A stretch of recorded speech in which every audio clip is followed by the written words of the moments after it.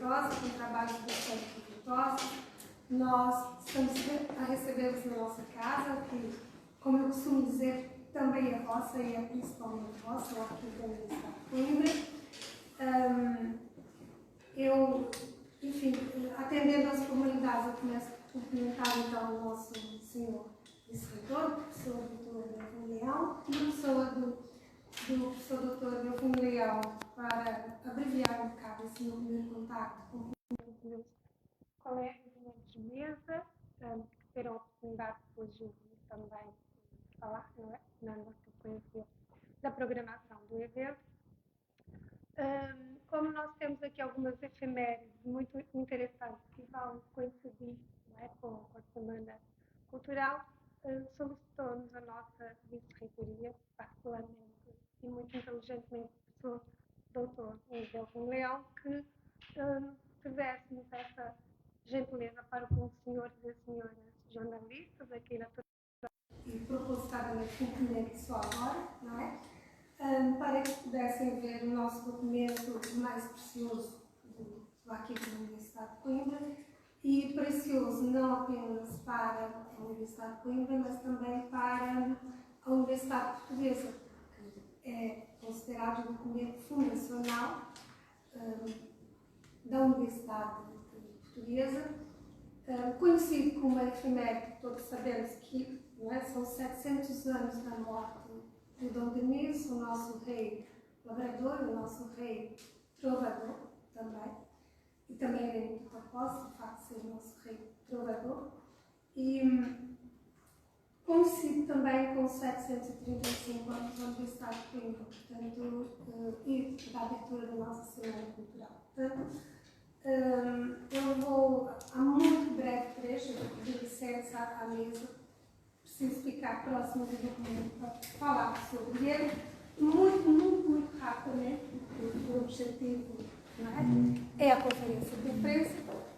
Portanto, esse documento é chamado o nosso tesouro de árvores, o nosso tesouro precioso, o nosso tesouro maravilhoso.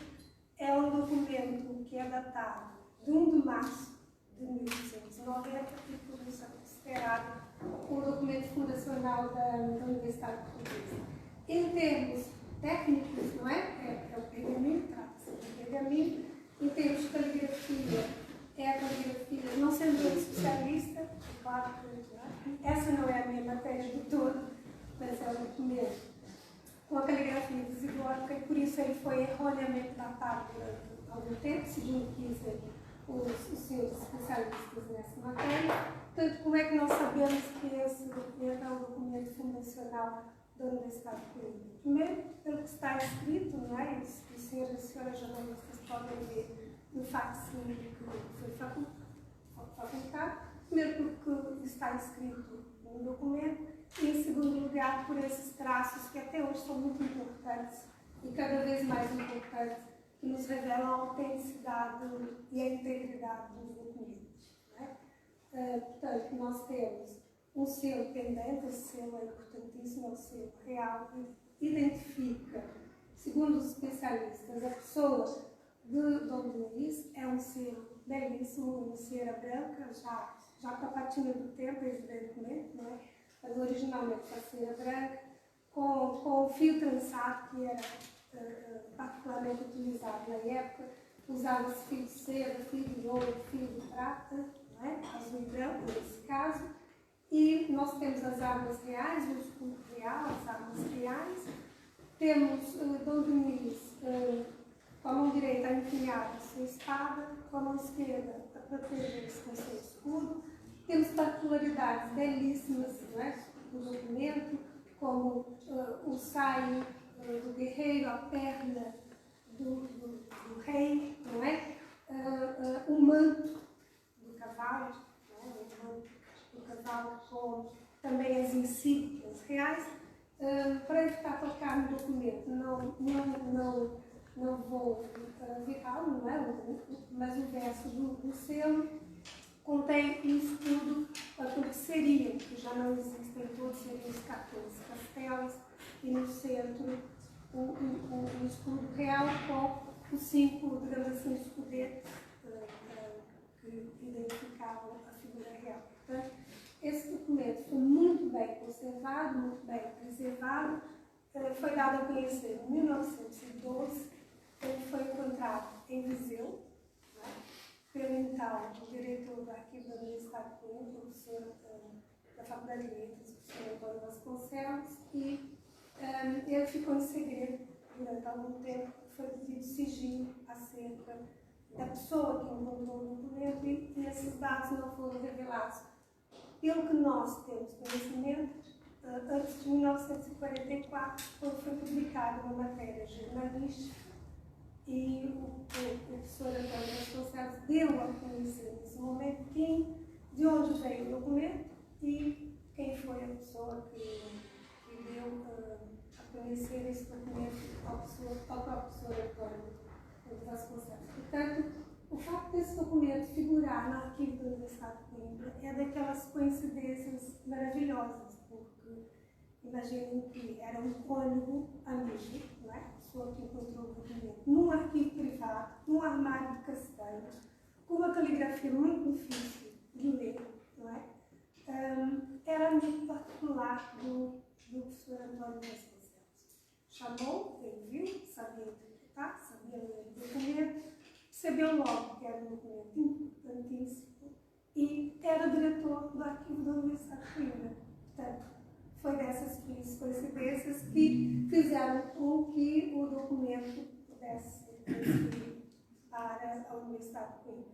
Mas o que de facto ele representa é a fundação da Universidade Portuguesa. Portanto, ele não tem uma expressão local, ele tem uma expressão local, regional, nacional e europeia e mundial. Portanto, é um documento, não é o nosso documento mais antigo.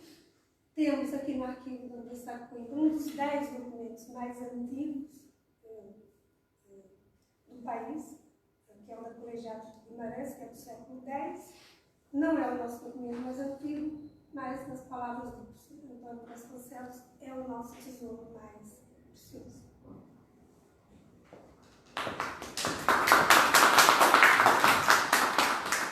Portanto, só para terminar, nós temos também, como eu estava com o professor Delfim, nós temos esse documento visto à lupa numa publicação em PDF, em um pequeno vídeo, onde todos esses pormenores acerca da estátua equestre, do selo real, podem ser muito mais bem vistos e ilustrados do que até com o acesso ao original que está aqui ao nosso lado.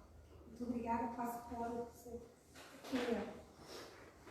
Muito obrigado, Sr. Diretor do Arquivo, doutora Cristina Freitas, enfim, por esta notável oportunidade de conhecer um documento que, pelo menos a mim, me deixa, enfim, emocionado, não é? Porque é um documento discreto, não é? Como se diz, cuja transmissão, aliás, como acontece muito na transmissão da cultura, dos materiais, da documentação, tanto perdemos como recuperamos verdadeiras preciosidades por meros acasos, não é? Mas no caso da Universidade, como foi dito, é o documento que funda o estudo geral, ou os estudos gerais, aquilo que seria o embrião da Universidade Portuguesa e, naturalmente, em particular, da Universidade de Coimbra. Está explicada a razão, obviamente, porque este ano nós teríamos de dar uma importância grande, obviamente, a Dom Dinis, os 700 anos passados sobre a sua morte, os 735 anos passados sobre aquilo que é, porventura, uma das suas maiores criações, a Universidade Portuguesa, a Universidade de Coimbra, mas também um ano em que se continua também a celebrar os 500 anos passados sobre o nascimento de Luís de Camões. Iniciamos no ano passado e está prolongado até 2026, estamos precisamente a meio dessas celebrações e, inclusive, puxando obviamente pela dimensão intangível, também como é conhecido os 100 anos do nascimento de Carlos Paredes, a cuja programação a Universidade está muito ligada. A conjugação destes fatores ajuda a explicar o tema da Semana Cultural, que é a poesia, não é? Porque temos em Camões o príncipe dos poetas, temos em Dom Dinis, como já foi referido, o rei trovador, um poeta por extensão, um poeta-rei, naturalmente, E a poesia aqui é entendida não propriamente apenas como uma manifestação artística concreta, mas como, o termo tem no seu sentido original, como todo o ato criativo, o ato de fazer, que é o que significa poesis ou poema, é portanto o ato de criar. E nesse sentido, a própria universidade é um ato de poesia, como é toda a revelação, toda a escrita, todo o processo de aproximação e valorização desse mesmo imaginário. Ora, realmente, apraz-nos muito referir que os parceiros aderiram de uma forma entusiástica a esta proposta. Ela comporta sempre algum risco. Todos os temas da Semana Cultural não sabemos como é que vão ser acolhidos. Esta foi realmente acolhida de forma entusiástica. Isto traduziu-se em alguns números que eu apresentarei muito brevemente, apenas para ajudar a fazer a leitura. Nós temos mais de 50 iniciativas entre o dia 1 e 15 de março. Iniciativas essas maioritariamente performativas, associadas, enfim, à própria expressão artística, cerca de 40, e depois, como temos sempre, aquilo que chamamos de eventos convergentes. São eventos que expandem o momento da fruição estética, ou seja, debates à volta, enfim, de um conceito, de uma iniciativa cultural, de um tópico, e que naturalmente ajudam a alargar a abordagem que é feita. Portanto, mais de 50 eventos promovidos por mais de 40 parceiros, mais de 40 entidades parceiras de toda a região, de fora dela também. Aí também estão integrados, naturalmente, a própria comunicação social, que são parceiros, obviamente, muito importantes de todo o trabalho que nós fazemos, e um trabalho, ou digamos, uma proposta que vai ser apresentada em mais de 20 lugares diferentes. Esta é a Semana Cultural da Universidade de Coimbra, mas é muito claro que ela é abraçada por toda a cidade. Portanto, nós temos mais de 20 palcos distribuídos por todo o espaço. E foi desejado assim, esta é uma ideia que eu costumo reiterar na apresentação das atividades promovidas pela reitoria, mas no caso da Semana Cultural é ainda mais evidente, porque a Semana Cultural, ao contrário, por exemplo, dos ciclos que são direcionados para uma forma artística em particular, a Semana Cultural tem esta abordagem mais ampla, não é? Uma espécie de vitrine completa das várias artes que são promovidas. Enfim, mais algumas notas breves, uma delas sobre, enfim, a gratuitidade dos espetáculos. A maioria, como é também tímido deste tipo de iniciativas, é gratuita, são cerca de 40 que não têm qualquer encargo, não é? Há algumas que têm, precisamente porque estão ligadas ao Teatro Académico Gil Vicente ou ao Convento de São Francisco, e para a própria sustentabilidade, digamos, da proposta que é feita, embora elas sejam financiadas e tenham cofinanciamento por outras vias, também por vezes é necessário haver alguma comparticipação da parte enfim, dos espectadores, mas, como digo, é uma minoria, mais de 4/5 da proposta das atividades que são propostas são inteiramente gratuitas. Distribuem-se também por um conjunto amplo de atividades, como dizia.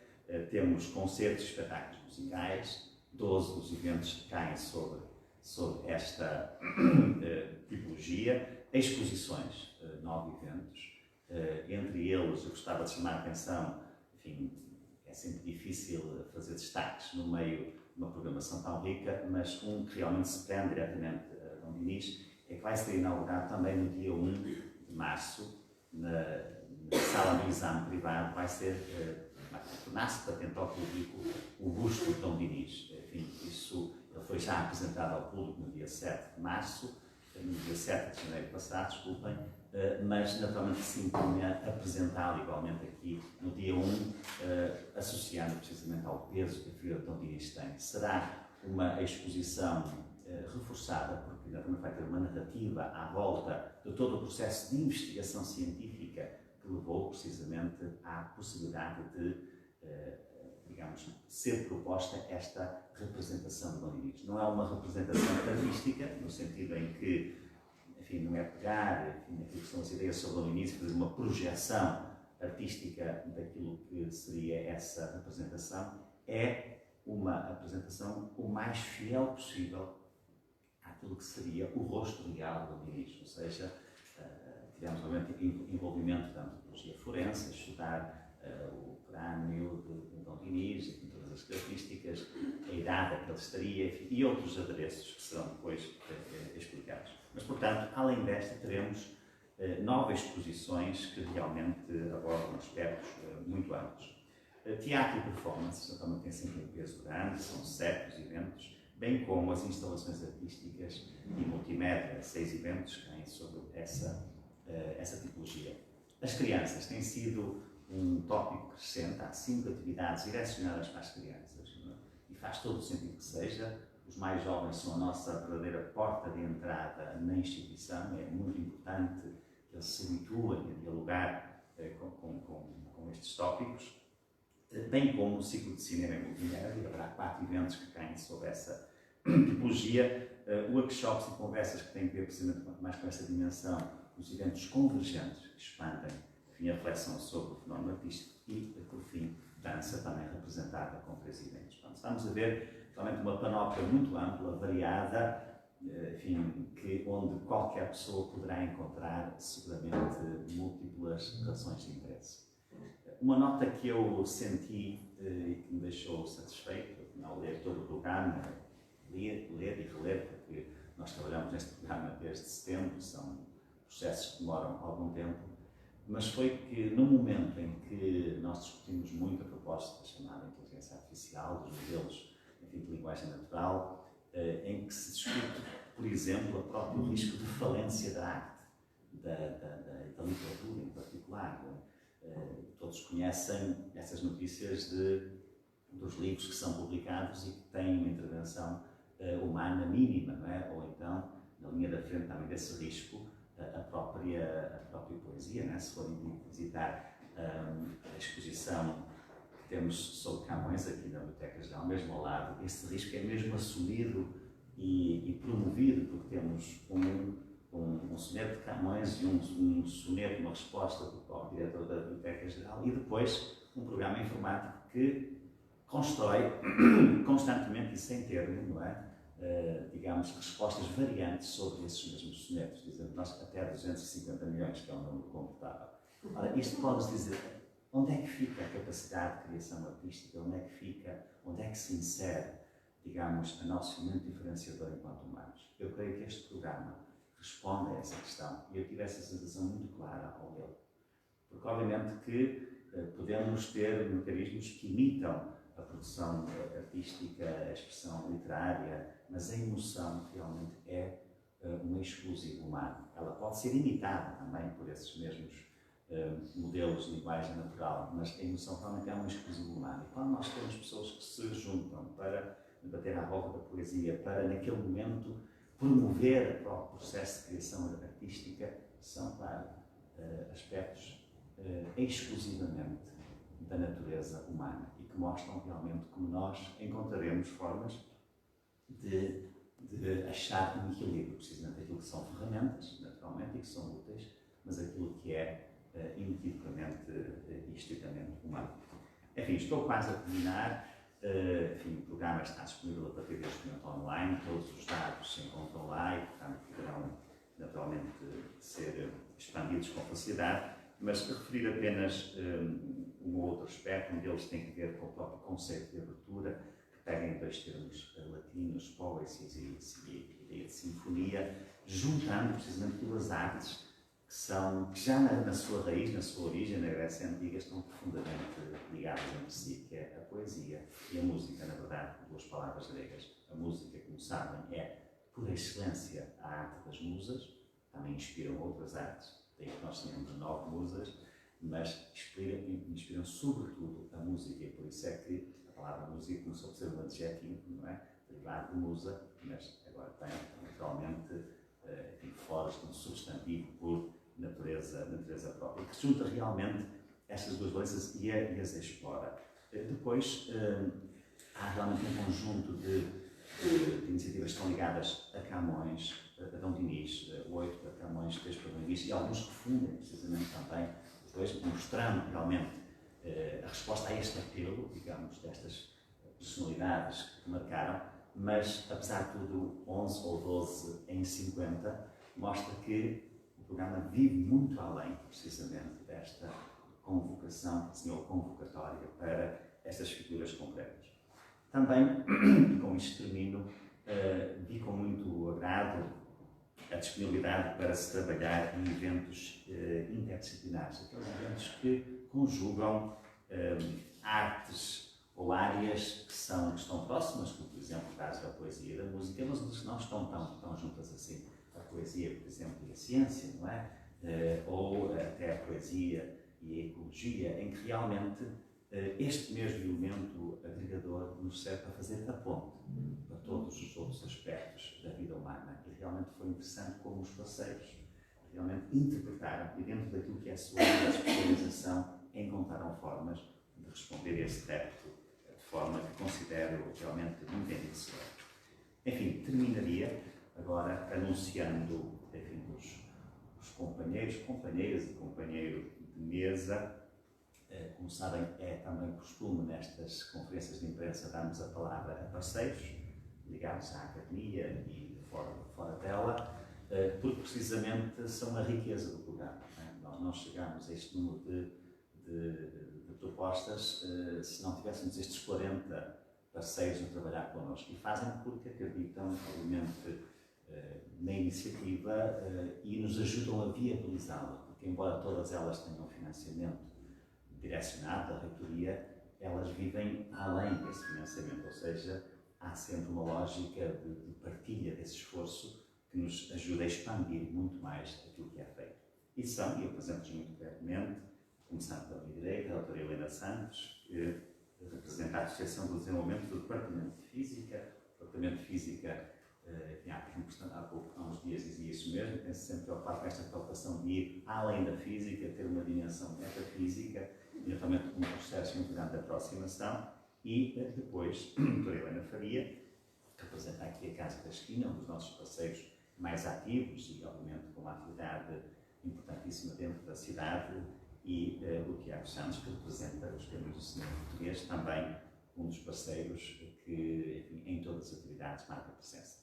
Da minha parte terminarei, depois se alguma pergunta terei todo o gosto em responder, se souber, não é? Se não, vou estudar o assunto e convidar a usarem da palavra, enfim, também brevemente, por esta ordem em que os apresentou. Bom dia, muito obrigada antes de mais, muito obrigada pela oportunidade, sobretudo porque é uma oportunidade de mostrar uma relação nem sempre tão reconhecida como uma relação entre ciência e poesia, em particular a física, que para algumas pessoas é uma área um bocadinho mais árida. Fazemos desta forma através de uma exposição que se chama Quantum Land. O próprio nome pretende evocar a relação entre uma área da física, que é a mecânica quântica, que este ano celebra o Ano Internacional da Ciência e Tecnologias Quânticas, e também a relação com a poesia, porque ambas, talvez nem toda a gente tenha essa consciência, mas ambas são uma expressão do sonho. Na palavra, a própria exposição tem como associada ao centro Rómulo Carvalho. E Rómulo Carvalho era um cientista, era um físico, um divulgador e um poeta. E nas palavras de Rómulo Carvalho, mas na forma de António Gedeão, como poeta, o sonho comanda a vida. E há várias formas de expressão desse sonho. E é também essa mensagem que nós pretendemos mostrar. E vamos fazê-lo através de um conjunto de posters que vão ter alguns trabalhos feitos por alunos precisamente sobre tecnologias quânticas, alguns são sobre comunicação quântica. A poesia é também uma forma de comunicação, são formas diferentes de comunicar, mas que na verdade têm muito em comum, porque há esse sonho, há essa paixão no desenvolvimento, na criação, que eu acho que tem muito em comum. E terá simultaneamente pósteres sobre computação quântica, tecnologias quânticas, mas também poemas, nomeadamente poemas, alguns de pessoas que são simultaneamente físicos e poetas. Já mencionei Rómulo Carvalho versus Gedeão, mas também teremos numa tertúlia presentes uma física, que é professora no Porto, física, investigadora e poetisa, que precisamente cria poemas com temas associados à quântica. O entrelaçamento é um tema que facilmente os poetas gostam de explorar. E teremos nessa tertúlia Joana Espaim, que é precisamente essa física e poetisa. Teremos um colega nosso que é investigador em computação quântica e música, mais uma vez uma relação que pode parecer improvável, mas que é uma exploração extremamente interessante e muito criativa. E um colega que vai falar precisamente de computação quântica, portanto, esta interação entre poesia, física, música.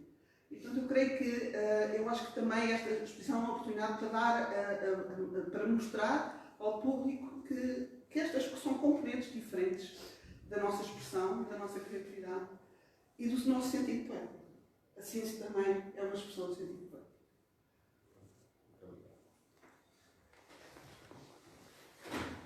Bom dia a todos. A Casa da Esquina gostava muito de agradecer a possibilidade de mais uma vez ser parceira na Semana Cultural, realidade que tem sido ao longo dos anos presente.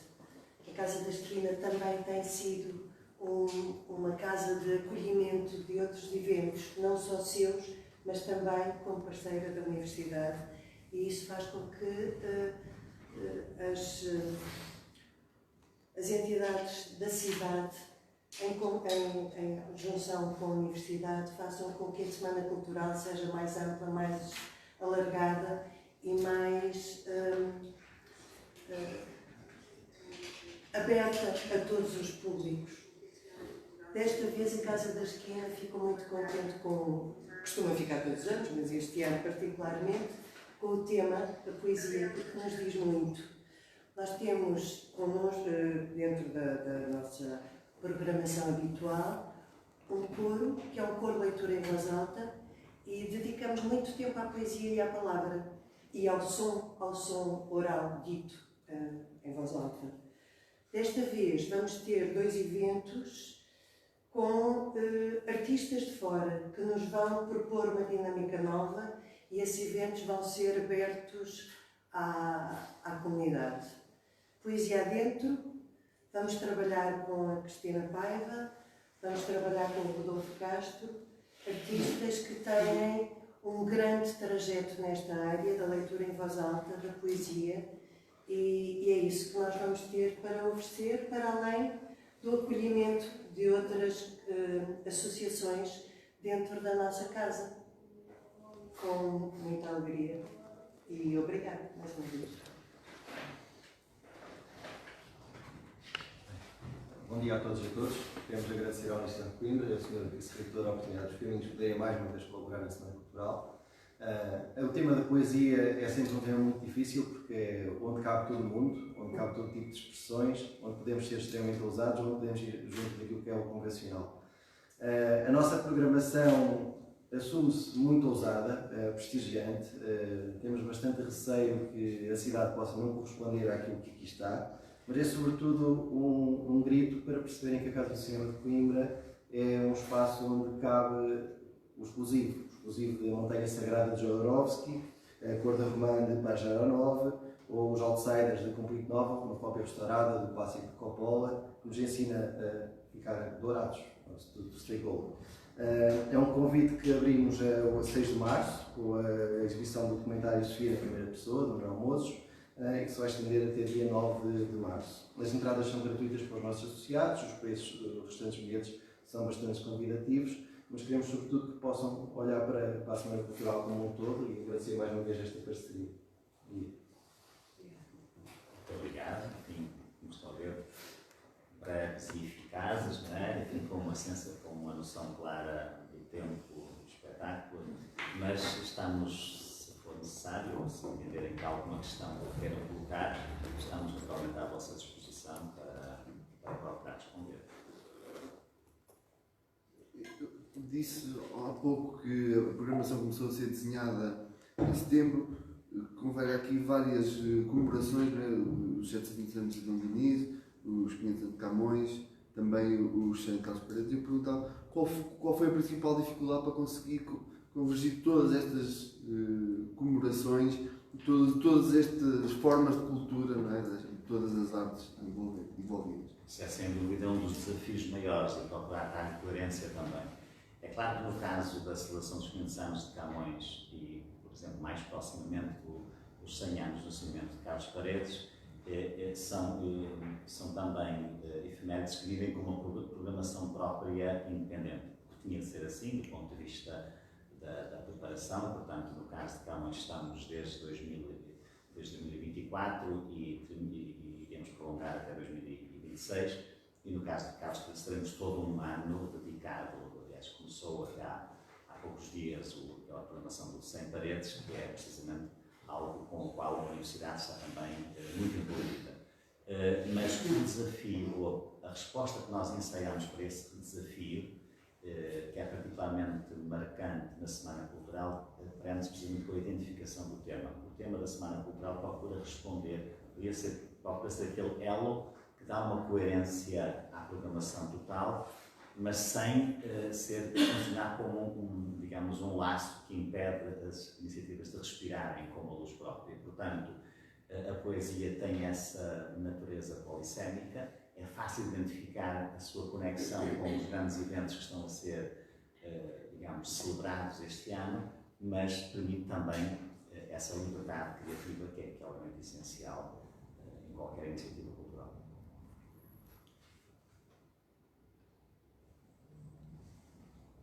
Eu tinha só mais uma questão.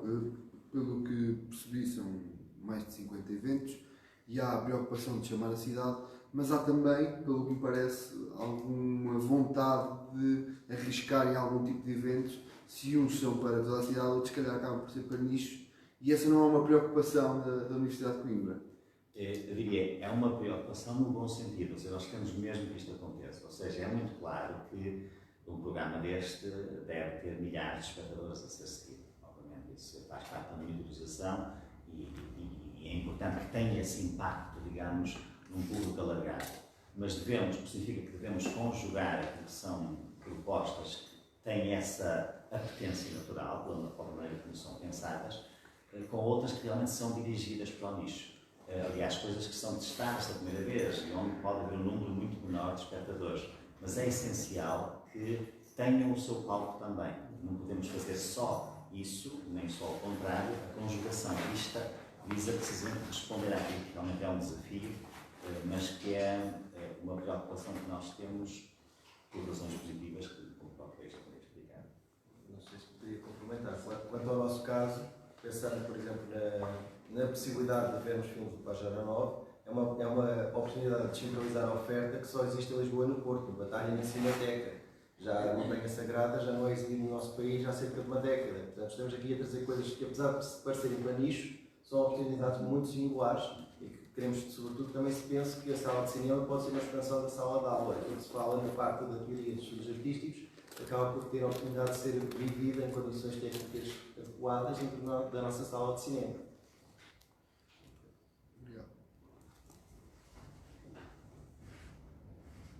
Mais alguma questão?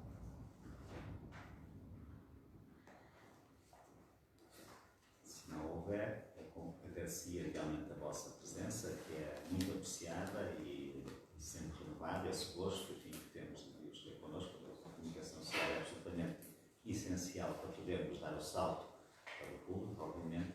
Convidaria a nossa diretora a encerrar a sessão. Muito bem. Eu penso que essa é a tarefa menos complexa. Agradecer mais uma vez, enfim, a vossa presença, dizer que para nós foi um gosto, não é?